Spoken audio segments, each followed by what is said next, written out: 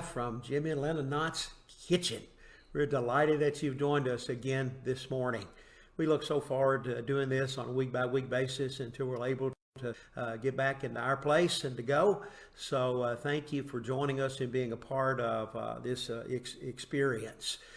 I want to know. I know you can make comments and connect with us and kind of let us know what's going on.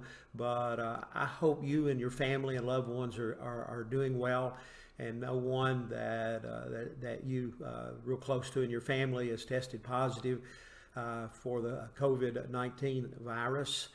And I also hope, because I know a lot of you, work-wise, you've been impacted by what's been going on for the last 4 to 5 weeks. Some of you are now having to work from home, working remotely from home, and I know that's an adjustment because I'm spending certainly more of my time here at home and working from here as well. So I'm sure this adjustment for you as well. And then I'm sure some of you have been furloughed, perhaps even terminated, but this season will pass. It will, and hopefully we're on the downside of the curve and things will get back to normal. Maybe it'll be a new normal, but nonetheless, it'll get back in that direction before too long, and we can gather together again. But in the meantime, Len and I are so grateful for the technology, and so thank you for joining us and connecting with us. And please feel free to make comments all along the way, because I want to assure you when things are over with and we go off the live broadcast, Len and I read through every one of those comments, and they're so encouraging to us. Honey, why don't you jump in here and say hello? Good morning. Welcome to my kitchen.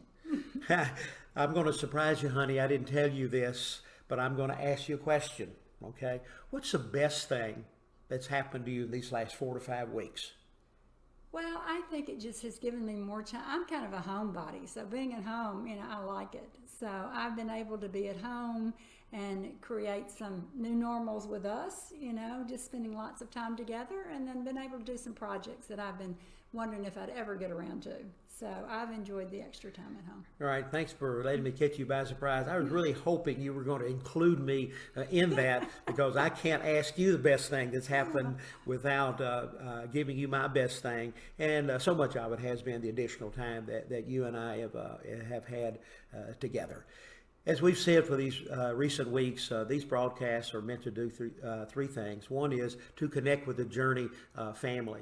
It's not the same thing as actually being in the room with you, not the same thing as being able to, as it were, to touch and to hug you. I'm not sure we'll ever be able to do that again, but at least through technology, we feel like we got some degree of touch with you.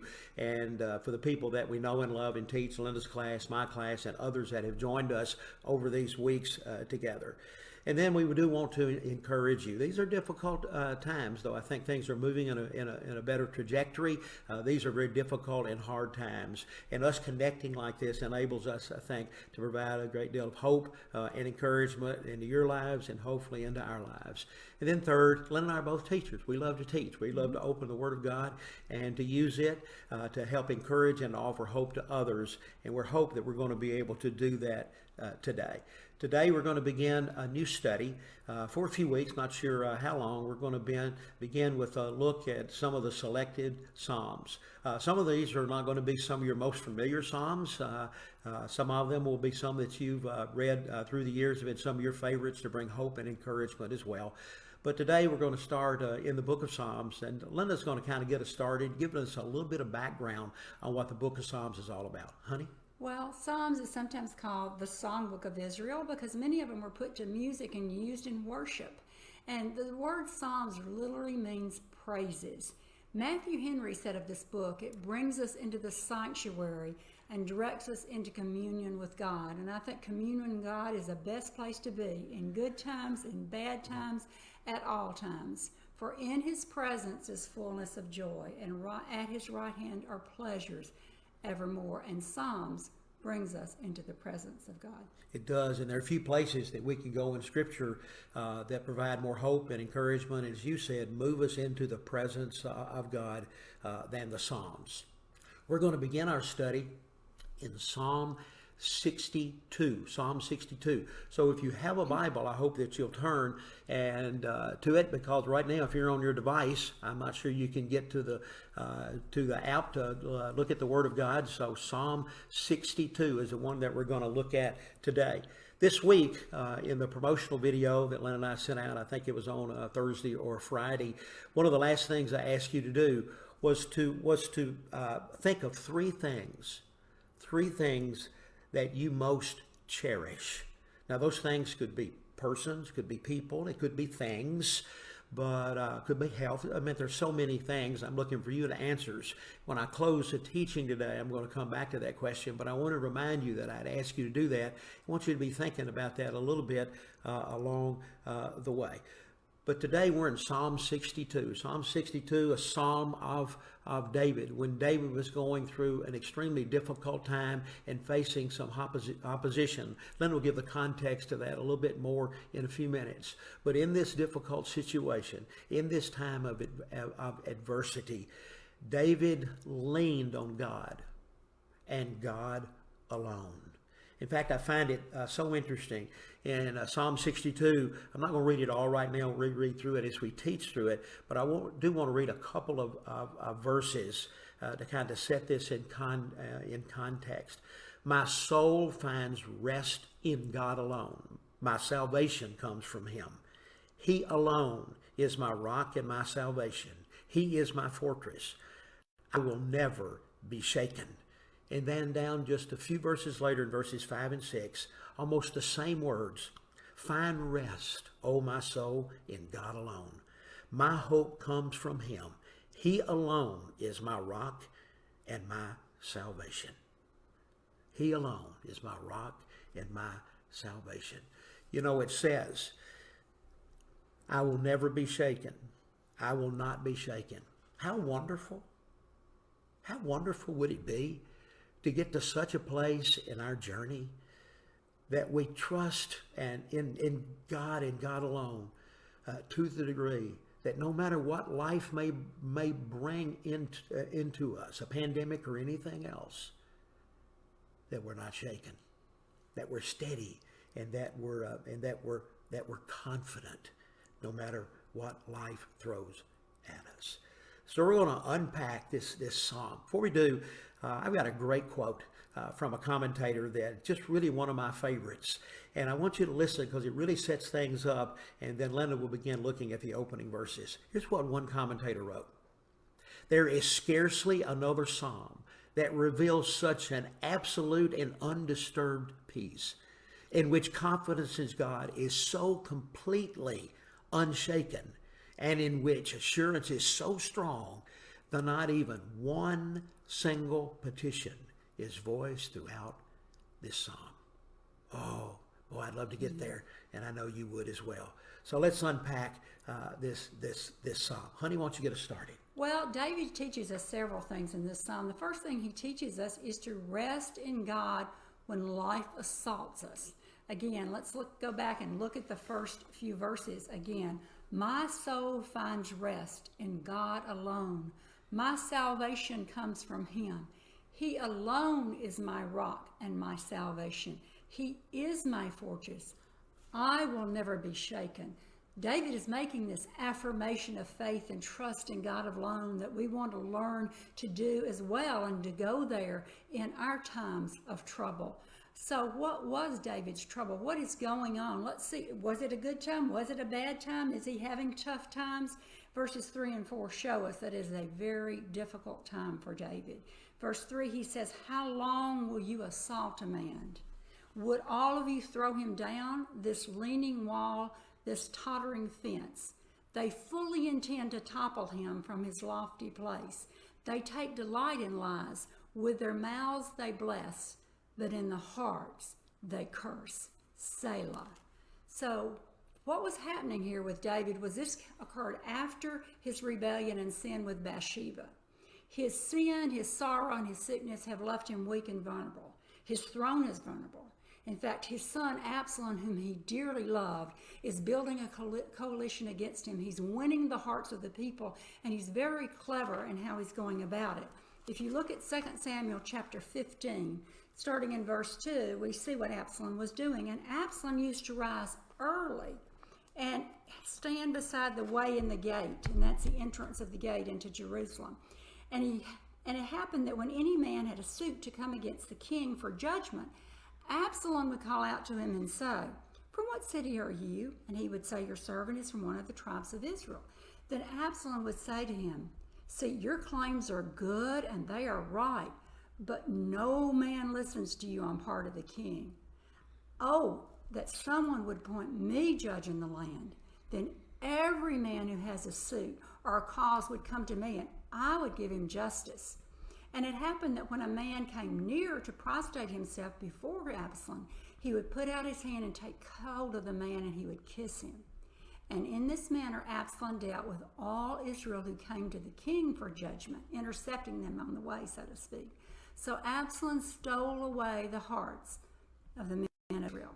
Well, some came and reported this to David. Verse 13, a messenger came to David saying, "The hearts of the men of Israel are now with Absalom."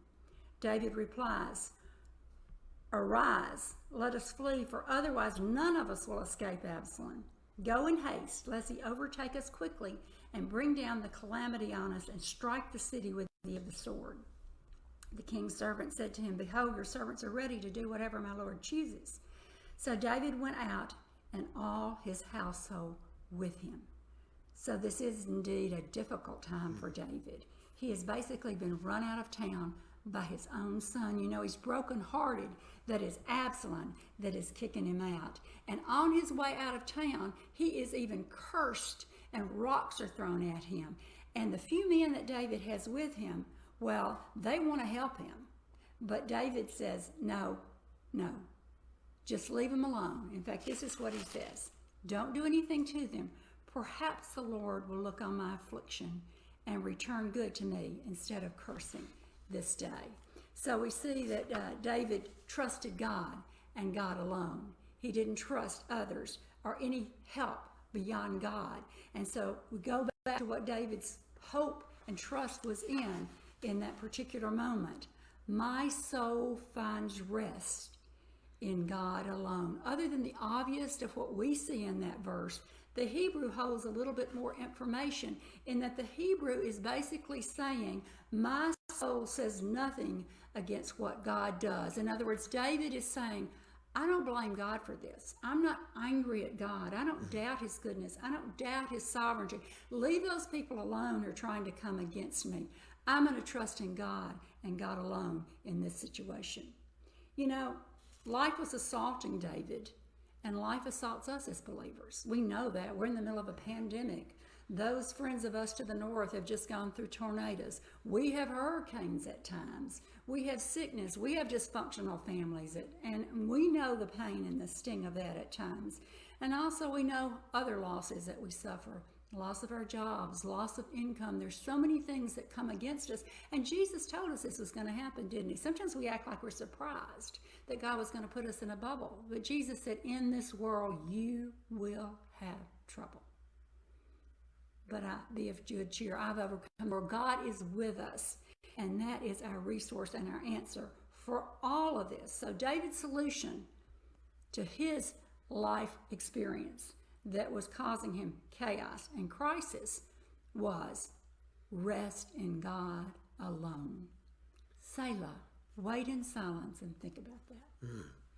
You know, David had a position, he had wealth, he had armies, he had, obviously great charisma and personality, but he didn't trust in those things when he was assaulted. He trusted in God and God alone. And then that verse 4 closes, Selah. Just think about what you've heard. Think about what you've read. Think about what's been said. And then picking up in the next verses, it talks about trusting in God, just continuing to trust in God at all times. At all times. You know, these 12 verses in this psalm are very interesting. In these 12 verses alone, there are at least 16 references to God. 16 references to God and God alone. I mean, I just find it interesting. Why do we trust in him? What is it about him that would cause us to go to him and to trust in God and God alone? I think David tells us, if you read carefully Psalm 62. I'm amazed at the number of word pictures, as it were, that are used by David to describe the God in whom he is trusting in this time of difficulty and adversity. And some of these are repeated. For instance, David refers to him as my salvation 3 times in these few verses, as my rock 3 times in these verses, my fortress, my refuge, each of those 2 times in these verses. My hope, he refers to God as. My honor, he refers to God. And he talks about it being my rock, my fortress, my refuge. That's why we go to him, because of who he is. And when do we go to him?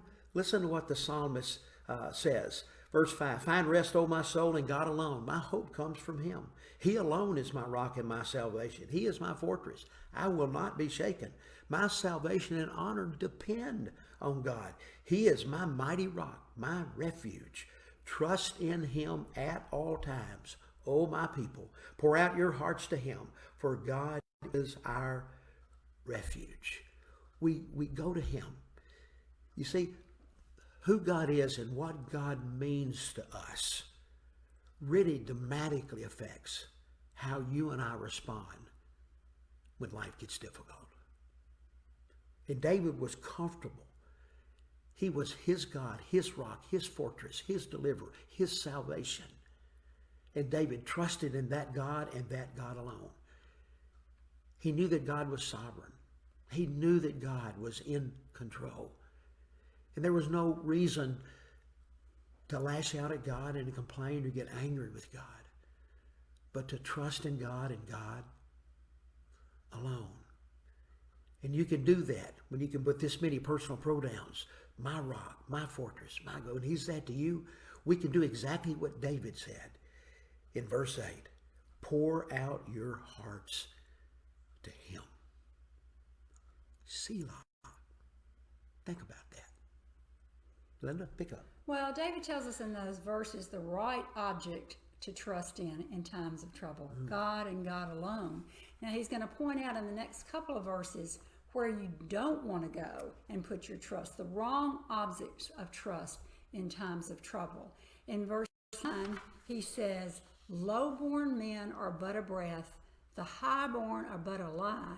If weighed on a balance, they are nothing. Together, they're only a breath. In other words, you can trust in people to try to solve your problem in Christ, in yourself. I mean, you can have the attitude, I got this, I can figure it out, I'll make it happen, I'll do something. Or you use other people. David is saying, don't do that. They're not omniscient. They're not omnipotent. They're not sovereign. They're not your rock, your fortress, your stronghold. Don't go there, because you will find that will not solve your problem in time of trouble. And then he goes on and says, do not trust, in verse 10, in extortion. Extortion, oppression, might, and power overruling the weaker. And basically that's what Absalom was doing. He was taking people that felt that they had been extorted and oppressed. They were angry, and he was winning them over and building a coalition. He was going to use might and power to overthrow his throne. And David said, I'm not trusting in might and power. I'm not trusting in my army or my people that are with me. I'm going to trust in God and God alone. And then he tells us in the end of verse 10, don't trust in your riches either. Though your riches increase, do not set your heart on them. Now, there's nothing wrong with having money. In fact, I think God blesses oftentimes people with wealth for them to be able to support the ministry and the work of the kingdom. But it's don't set your heart on the money. Don't love the money. Don't make the money your God, because you know money can be here one day and gone the next. You can't count on it, and it can't solve your problems. In fact, Proverbs tells us, 11:28, he who trusts in his riches will fall, but the righteous will flourish. And Proverbs also tells us in Proverbs verse 23, 4 and 5, don't weary yourself to gain wealth. Cease from your consideration of it. When you set your eyes on it, in other words, when it becomes your love, when it becomes first place, when it becomes your God, it's gone. For wealth certainly makes itself wings. Like an eagle, it flies toward the heavens. And maybe you felt like that when you were looking at the Dow drop. You were thinking your inheritance had just sprung wings and was flying away. But what David is saying, we're not putting our trust in that. We're putting our trust in God alone. Great word, honey. Now we come to the last couple of verses. It just simply, it's almost a repeat. This psalm, again, is about one thing. In the face of difficult times and adversity, to trust in God and God alone. These last couple of verses, it's all about relying on God, knowing that when we have that kind of confidence and trust in Him, especially in times of adversity and difficulty, God will reward. You know, I think most people, I know we certainly at times feel that way, and I'm sure a lot of folks are asking these kind of questions. Even a lot of believers are asking two questions right now. And these are really common with difficult things, especially when they come and affect God's people like this pandemic has as well. And those two questions are always this: does God care? Does He know? Does He care? I mean, I thought He loved me. I'm His child. So the first question is, does He care? And then the second question is almost a follow-up. Well, if He cares, why doesn't He do something? Why doesn't He show His strength? Why doesn't He reveal His power and step into this situation that happened and to bring remedy to it? Does He care? And can He do something about it? Well, I find it interesting that in these last two verses, David writes, one thing God has spoken, two things I've heard, that you, O Lord, are strong, and that you, O Lord, are loving. Surely you will reward each person according to what he has done. You, O Lord, are loving.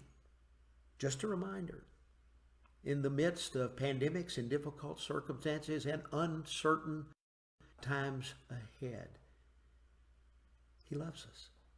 He does care. He does care. Sometimes He steps in and intervenes with things and shelters them from us, but that's not what He always does. What He always does, though, is this: He sees us through it. He loves us through it. He never leaves us or forsakes us. He's always there with us. And David was confident of that assurance that God loved him unconditionally and eternally. It was an enduring love. And you and I can be confident that He knows, that He cares, and that He loves us unconditionally and eternally. And the next, God, I know that you are powerful. Remember, He's already defined God as a rock and a fortress and a refuge for us. Those are all signs of great power and great strength. And what do we do when we face things that we can't fight? What do we do when we face things that we can't control? You see, when God and God alone is on our side, then who else or what else do we need? Really, I mean, really. I know I forget about that, and I'm sure you do as well. But when we have God, we have all that we need. And then David closes with a promise there in verse 12.